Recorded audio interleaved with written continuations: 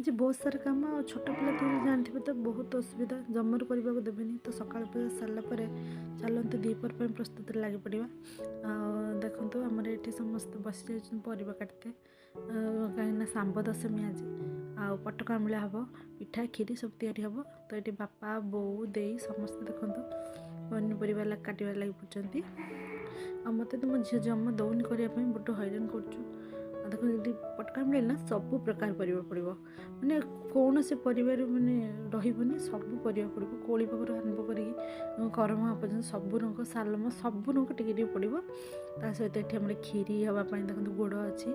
बस खीरी हम ता सहित ये नड़िया पूरा हो सारा पिठापाई तो चलते कम लग देखो